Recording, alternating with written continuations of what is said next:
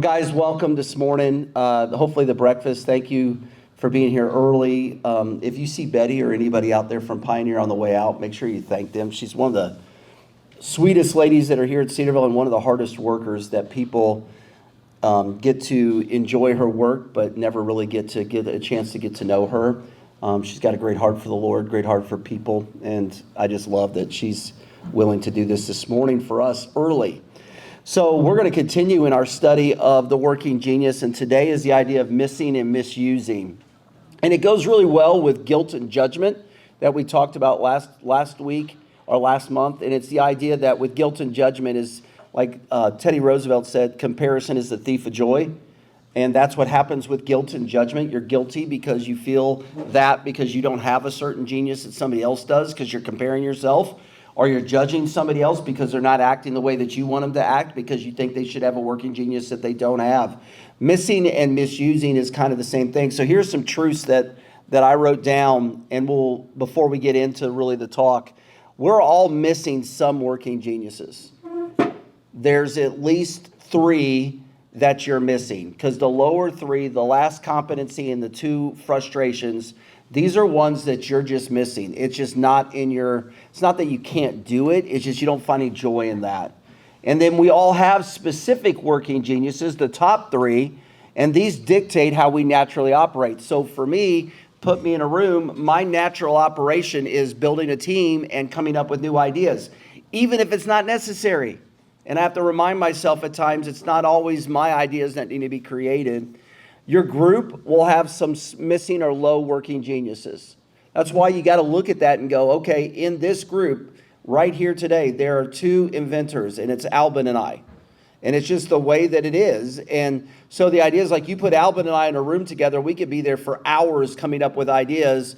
And then all of a sudden we come out of that room and they're like, now what do we do? But the idea, that's his way. So we're missing a couple other things that we need from you, but the team is missing that element. And then there's also things, guys, that your teams do really well. If you look at most of the teams in this room, like if I look at Renova has a lot of enablement tenacity, which makes sense. And the idea is, like, it's the job of the execs and it's the job of Weston to make sure they have good plans. So if they're an enabler, they can be like, hey, I'm going to take that and I'm going to go run with that. Because as Jocko Willing, who's a former Navy SEAL, said, there's really no bad followers, there's just bad leaders. And let me break that down a little bit. It's the idea of, you might have somebody that's not doing their job, but 9 times out of 10, it's because we haven't done a good enough job teaching them how to do their job. Or if they're not doing their job and you've taught them how to do their job, then why have we left them in their job? There's the other side of that. So it is the leader's role. It is your role. Even going into a new job is like, okay, how am I going to use my working genius? How am I going to learn about other people and serve other people? And one of the things is missing and misusing. So the reason why we do these talks is because we want to make sure that you understand that what we expect from you, and I think what Christ expects from you looking throughout Scripture, is that your job is to provide that effort, that extraordinary effort at all times, but also to strive for excellence. If you look at the life of Christ, if you look at the life of the apostles, if you look at Old Testament people, you're going to see this theme over and over again. It's not that God expected perfection, but he expected, hey, work hard, do your best.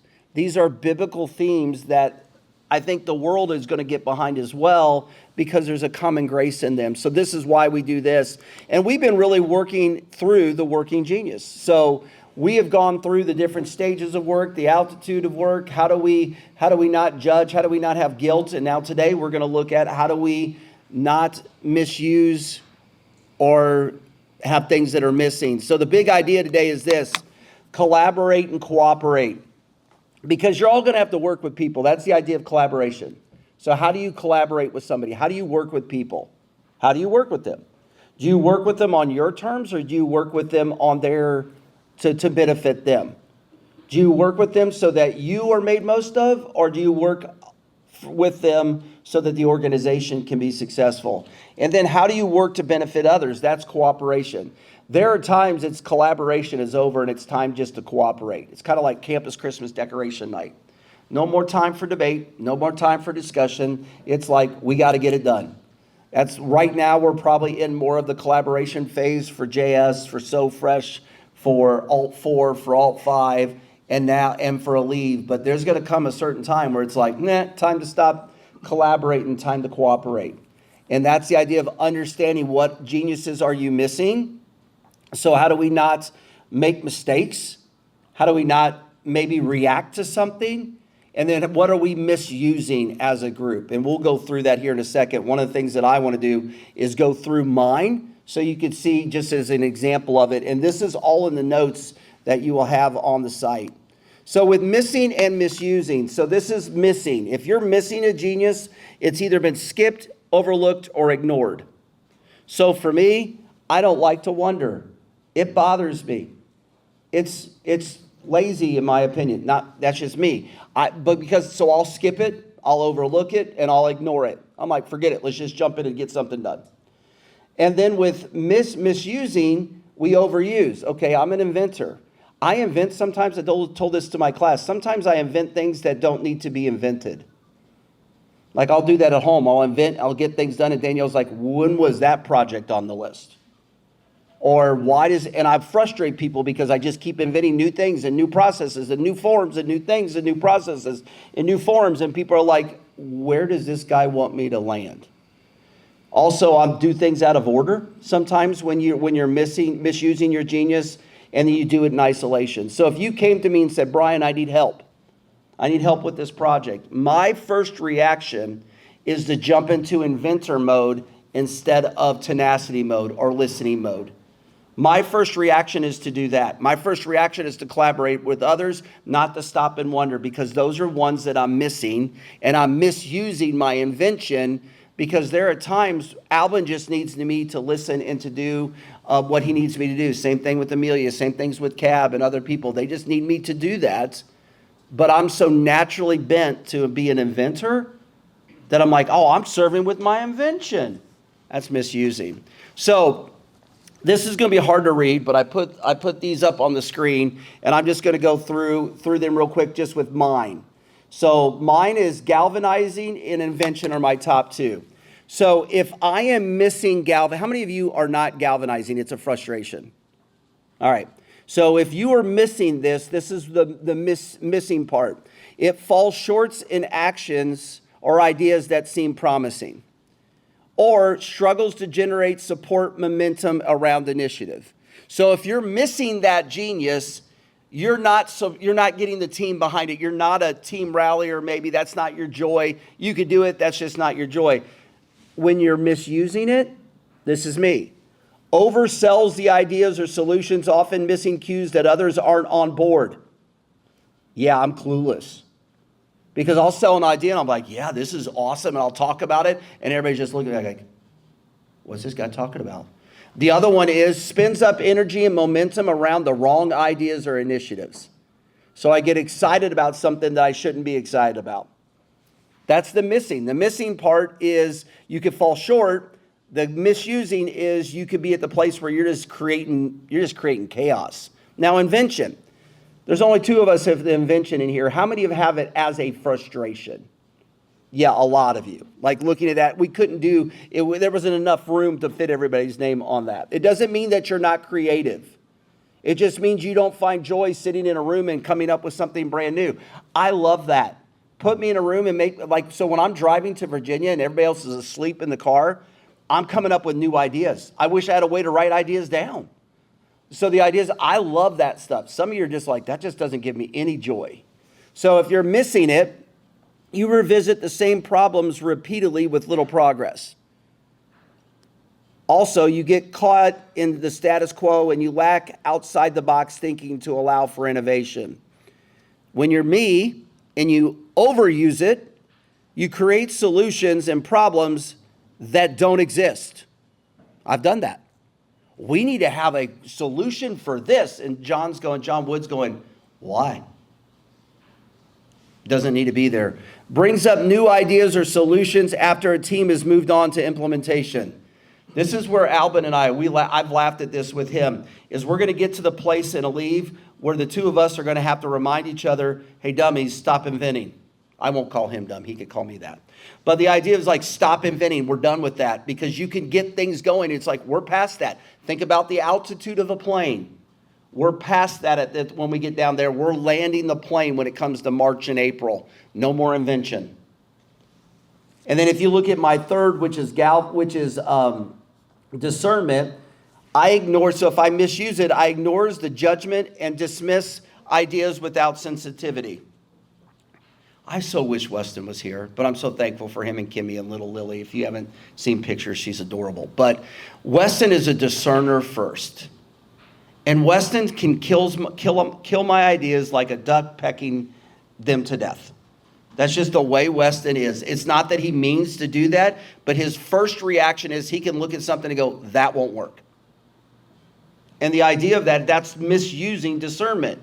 Now, for others of you that might not have it, you're overly reliant on data to make decisions. You're not naturally gifted to make those decisions. So you have these missing and misusing working geniuses. And the problem with them, when we have them, we forget how do we use them in life. So if I'm just an inventor, I misuse my invention a lot. I'm missing tenacity. And what that means is with tenacity, because I'm missing, you know what I do? I can jump from one job to another and sometimes not complete a task. That's why I use Basecamp. I put Basecamp in place for myself so I don't miss things, because I know I'm terrible at it. So how do we use this? How do we use the idea of awareness, buy-in, and ownership so that we can not misuse, or we can understand how to mitigate our misuse or a missing of our working geniuses? You have to, again, personal awareness. You got to know your working geniuses.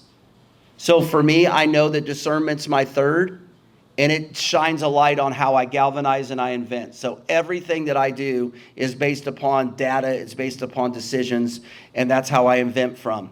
Others of you invent from wonder. Wonder is your third one. So you invent from there. Now, my low ones, I've got to understand that tenacity is a weakness of mine. So you put me in a room and say, finish this project, you better come get me in about an hour or I'm gone crazy. Is one of the reasons why you see me walking around probably every hour is because I got to get out of the office. I don't find joy just sitting there and working in a project. And when I have to close my door, it's terrible. That's why I leave the keys in the door. Somebody come save me. But the idea is having that personal awareness, but having that awareness of others. I know this about Chrissy. Chrissy's tenacity. A tenacity person doesn't get inspired by a galvanizing person. So me sharing all these grandiose ideas of why I think the team ought to be this way and this way, that doesn't inspire Chrissy. What inspires Chrissy is for me to sit down with her and show her the value of her work and show her what she's doing and how it makes a difference. That's not how I naturally think, but I need to think that way because Chrissy's a teammate. I also have to know situational awareness. So like right now, we're using Aleve and JS as an example. We can event right now. We get to March, no more inventing, and we've got to understand that. So that means Alba and I have to almost turn off a part of us and allow others to step in and do that. And also, you got to know that some of you in the room right now, when we're in invention mode, that's hard for you. And how do I encourage you? Hey, we're going to get to the other side. It's okay. We're going to get to the other side. It's there. But we have to understand the why before we understand the what, and we get to the how, explaining that. So that's awareness. Buy-in. So there's three things I put down. Know and accept the facts of missing and misusing. Know that you will not have every working genius, and that is okay. That is 100% okay. It will free you up if you realize that you don't have to be an inventor. It frees me up to realize I don't have tenacity, so how do I surround myself with people who do and will keep me better? Number two, we are all strong, and what I mean by that is you have working geniuses. And then the last one, we are all lacking. So when you look at anybody in Scripture, you look at anybody in history, they were not perfect. The idea of that is they had strengths and they had weaknesses. And the job is how do you elevate, go to Strength Finders, it's another assessment by Gallup, but it's the whole idea is how do you elevate your strengths, make your strengths better, and mitigate your weaknesses. Not ignore them, but mitigate them. I know I'm terrible at tenacity. I really do. I've said that a couple times.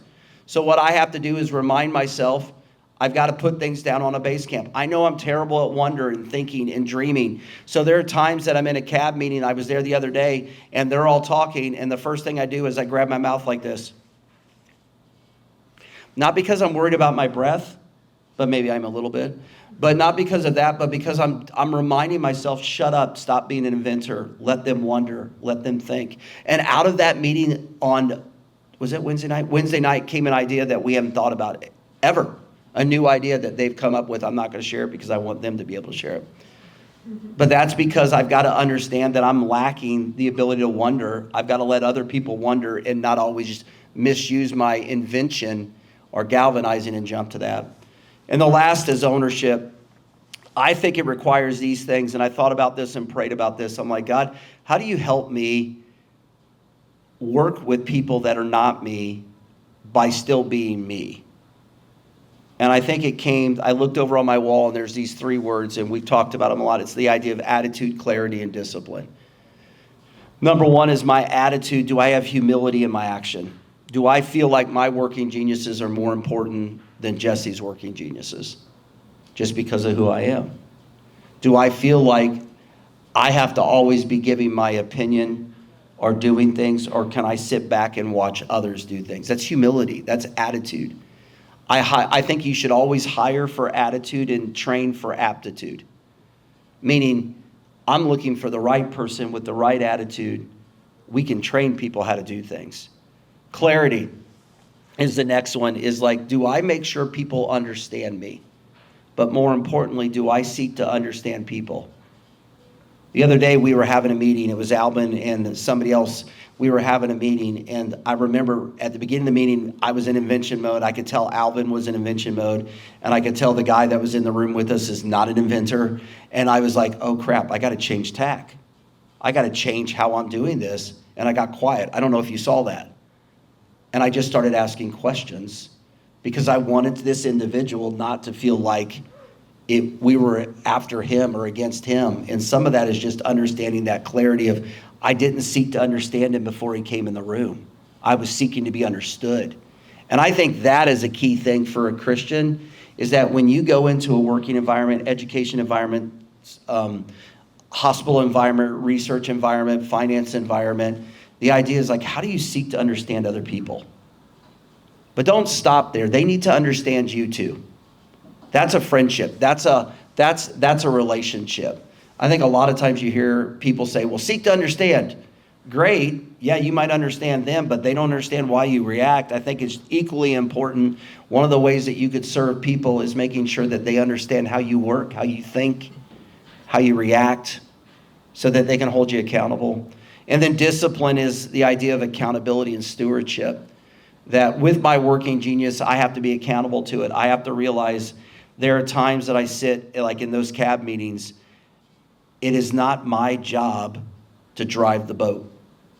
It is my job to keep the boat off the rocks. And that means in those meetings, they don't need me to be an inventor.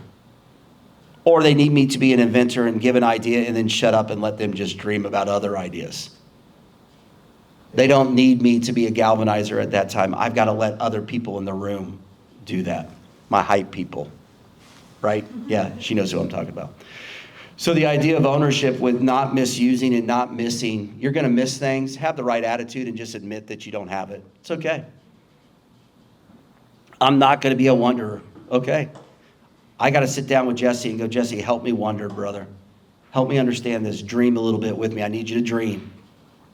I'm not naturally gifted at tenacity. I know that surprises some people because people think I get a lot done. The reason why I get things done is because of the systems around us. Because I know I'm terrible at it, because I would much rather be out talking to people than sitting behind a computer finishing a task. It's probably why I did pretty bad in undergrad. Okay? But it's the idea is like, I know that I've got to do that because I have to have the right attitude, I have to have clarity, and then I have to have discipline. So the idea of missing and misusing, don't get scared by that, but be aware of that. There will be times that you realize, I just misused that genius. I do that with my kids at home. I do that with Danielle at home. I'll get in this, idea mode and this galvanizing mode, and like, we got to go to Disney and have fun, and this is what we're going to do. This is how vacations are going to be awesome. And my kids are sitting here going, what? Or my kids are going through a problem, and my first reaction is, well, let me invent for you, Audrey. I don't tell her that, but I start to think through ideas instead of just shutting up and listening. You're gonna misuse your geniuses. But you're also going to be missing ones where you need to be able to say, as JP, I need your help, bro. I need your help. I'm not good at this. I need your help. And that accountability. It's like Proverbs 27:17 says, as iron sharpeneth iron, so one man sharpens the countenance of his friend. That's what we need from this. That's the idea of missing. How are you sharpening me? How am I sharpening you? And misusing, how am I sharpening you? And how are you sharpening me?